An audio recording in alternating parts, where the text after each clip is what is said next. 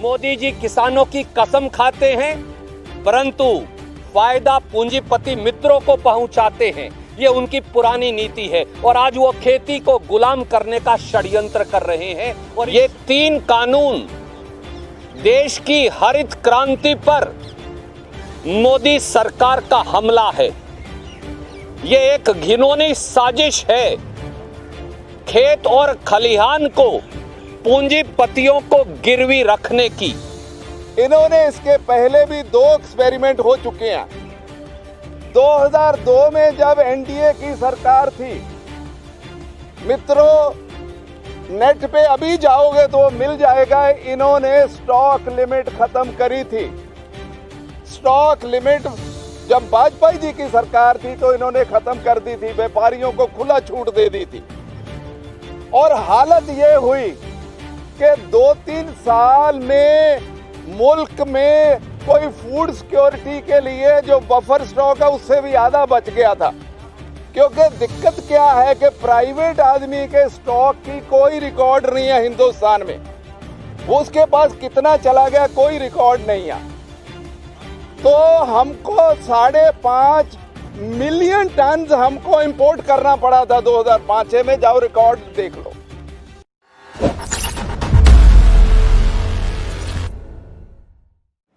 मोदी जी शायद दुनिया के और हिंदुस्तान के 73 साल के इतिहास में पहले ऐसे शासक हैं जिन्होंने अपने 70वें जन्मदिन पर हिंदुस्तान के किसान और खेत मजदूर की आजीविका छीन ली।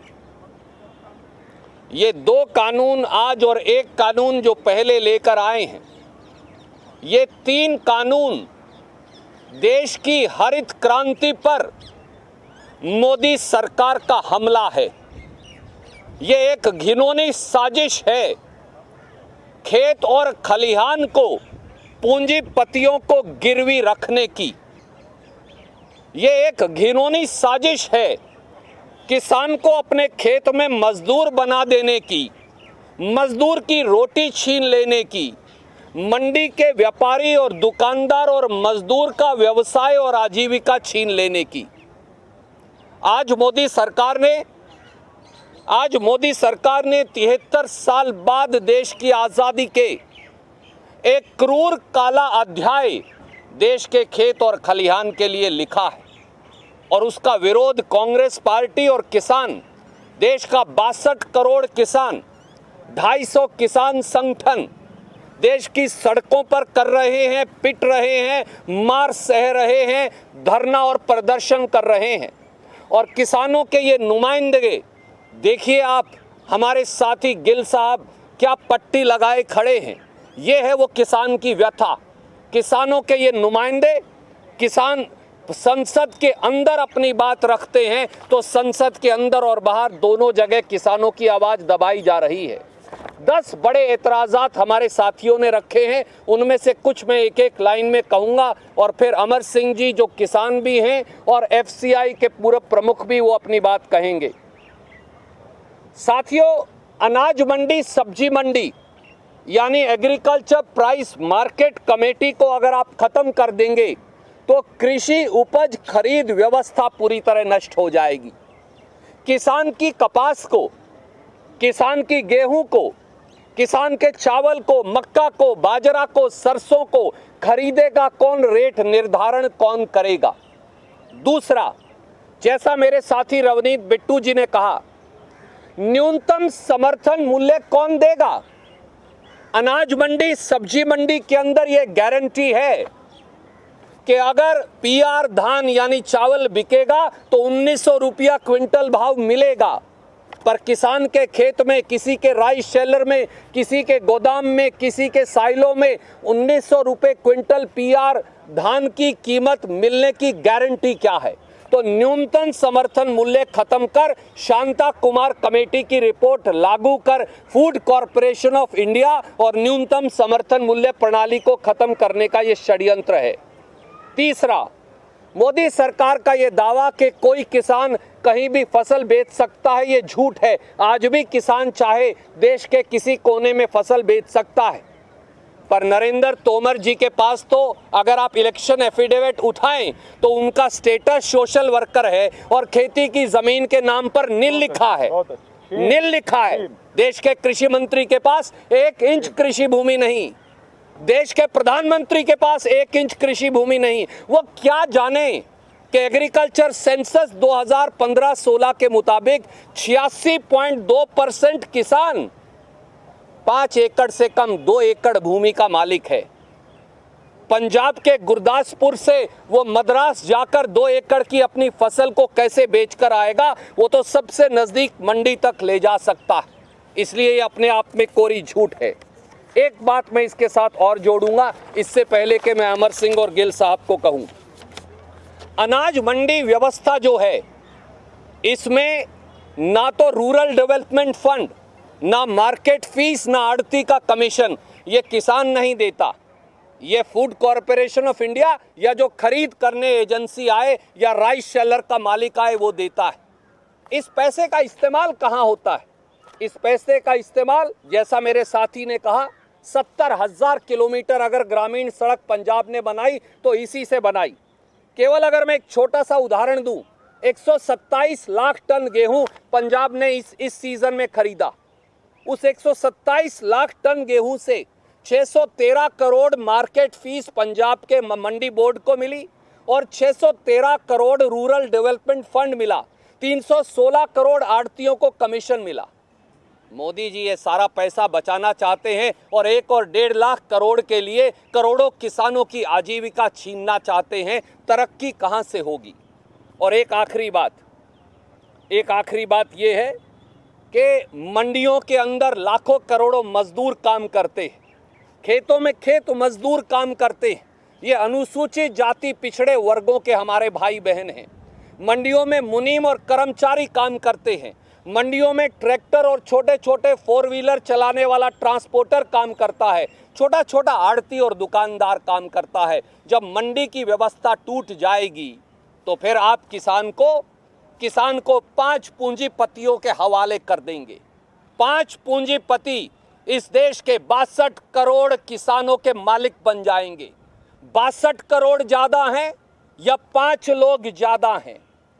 मोदी जी किसानों की कसम खाते हैं, परंतु फायदा पूंजीपति मित्रों को पहुंचाते हैं। ये उनकी पुरानी नीति है और आज वो खेती को गुलाम करने का षड्यंत्र कर रहे हैं। और इस षड्यंत्र के खिलाफ कांग्रेस के नुमाइंदों ने आज संसद के अंदर आवाज उठाई और हम संकल्पबद्ध हैं राहुल गांधी जी के नेतृत्व में कि ये आवाज देश की सड़कों और गांव और खेत खलियान तक ले जाएंगे।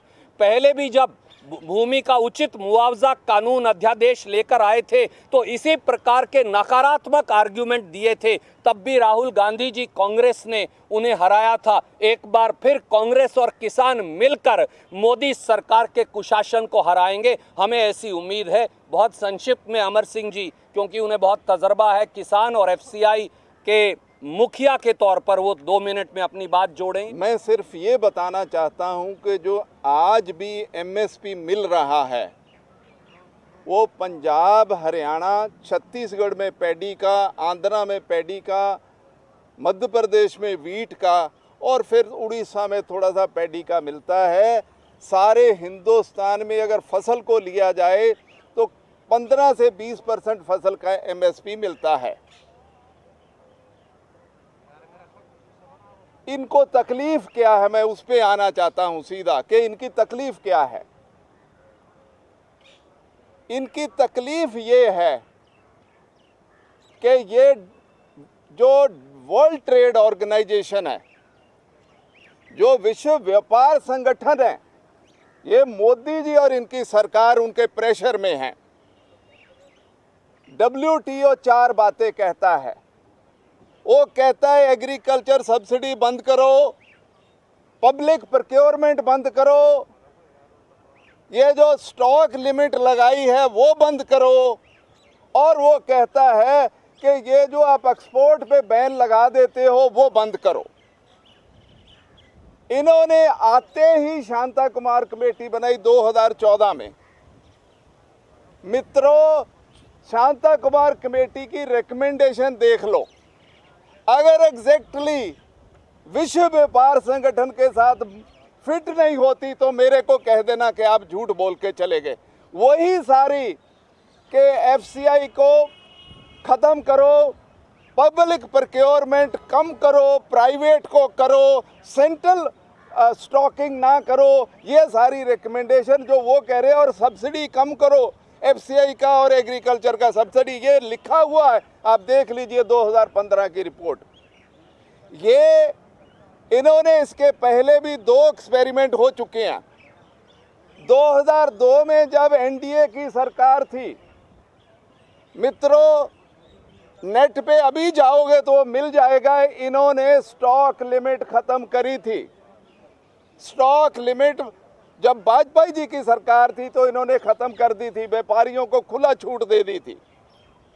और हालत ये हुई कि 2-3 साल में मुल्क में कोई फूड सिक्योरिटी के लिए जो बफर स्टॉक है उससे भी आधा बच गया था।